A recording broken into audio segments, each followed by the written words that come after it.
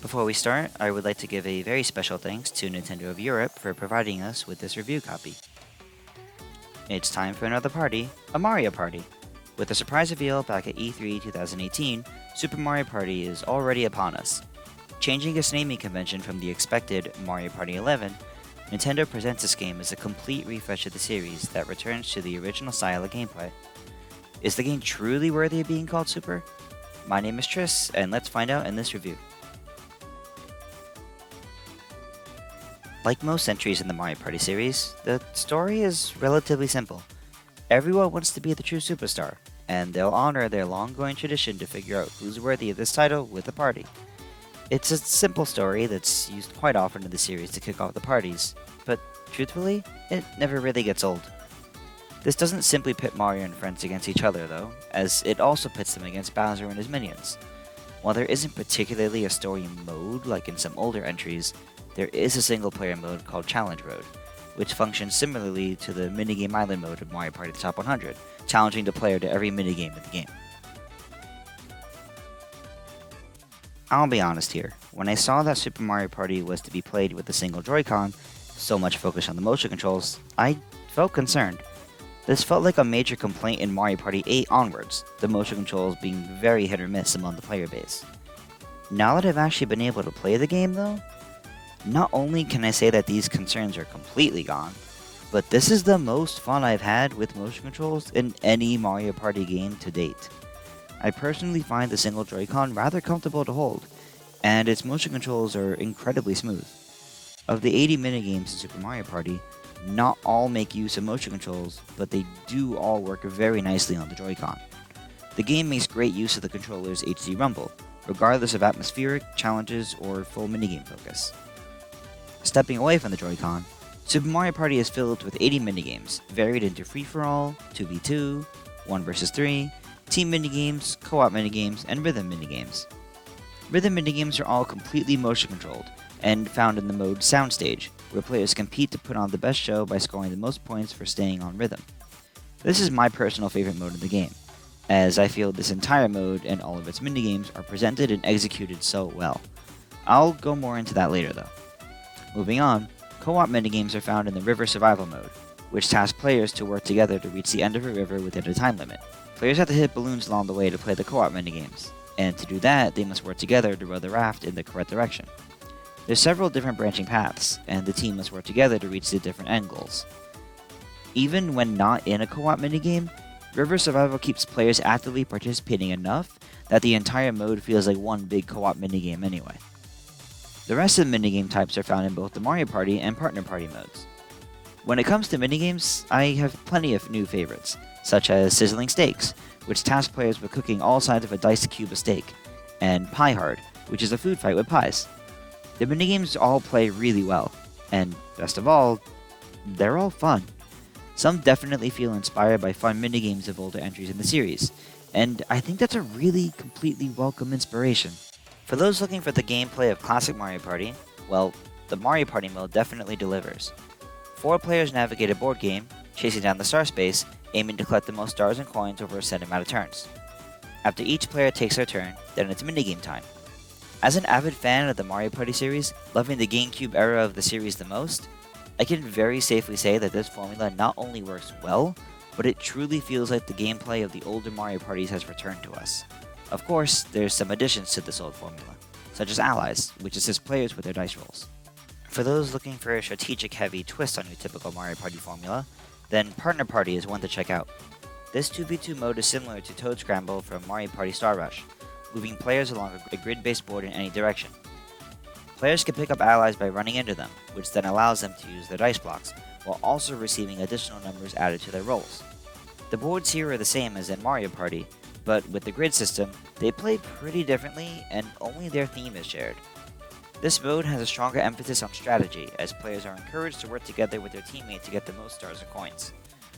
From my time with this mode, it certainly has a different pace than the main Mario Party mode, making my partner and I think about the most opportune time to use items, steal coins by stomping on our enemies, collect allies, and even which dice blocks to use, since team rolls combine into larger numbers. As much as I love the main Mario Party mode, I greatly appreciate the change of pace offered by Partner Party. The The game features a few other modes, one of which is Toad's Rec Room. This mode features 4 special minigames that links together 2 Nintendo Switch consoles, utilizing both screens at once. Unfortunately, I was unable to try out this mode for this review, as I only have 1 copy of the game, and it requires 2. Another mode I was unable to try is the Online Mariothon, which allows players to play minigames online with their friends or strangers, but unfortunately, the servers to test this were not live before the game's release. Luckily, fellow Source Gaming member Nintenjex recently attended an event for Super Mario Party and got to play Toad's Rec Room, so here's what he had to say about it. Toad's Rec Room was one of the first modes Nintendo showed off for Super Mario Party and is the one mode that requires multiple copies of the game and switches. This mode can only be played on tabletop mode, and there are 4 different games: a baseball one, a tank game, a puzzle game, and a banana game. These all vary in the way you play them. The baseball and tank games are more competitive with 2-on-2 action, whereas the puzzle and banana game have all 4 players working together. It's really clever, especially the tank and banana game where you have to draw a line between 2 separate switches to connect them in play. The puzzle game is probably the least interesting, where you push blocks under a time limit. The banana one is fun and really hectic, however, there isn't a lot to it. You match up the 2 screens to make a picture of a banana as fast as you can. The tank and baseball games are more interesting, and of these, the baseball one is the most fun, thanks to the varying ways the ball can be pitched, although the bouncy bullets in the tank game also create another level of excitement. When it comes to human players versus computer players, I've played with a full group of friends, small group of friends, and full group of computers.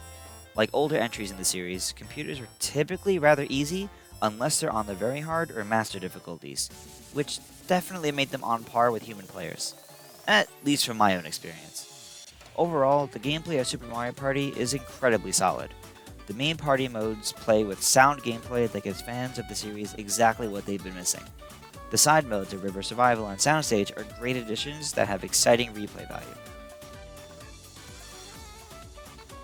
I need to start this section by saying that Super Mario Party is an incredibly charming game. Every character is completely fleshed out with plenty of expressive animations, by far the best the series has ever had. Many minigames have unique animations and interactions for characters, and this can be seen further in the background of the Challenge Road mode. My personal favorite example of this is seen in Soundstage, specifically in the minigame Rhythm and Bruise, which has players hitting fake Monty Moles.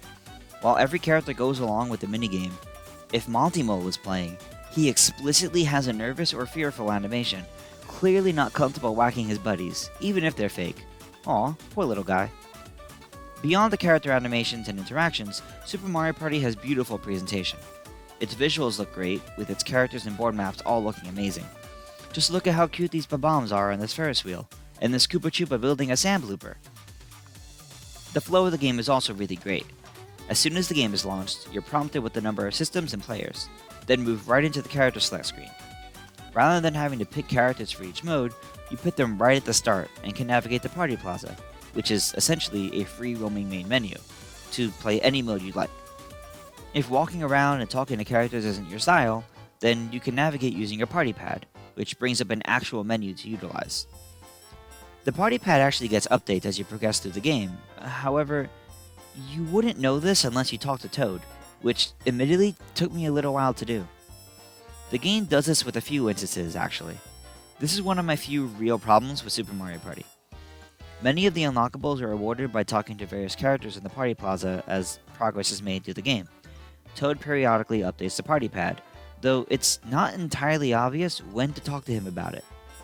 After playing several hours into the game and completing a few modes, talking to a random playable character in the plaza also gave me the Master Computer difficulty, which means, had I never talked to them, I would never have unlocked that difficulty.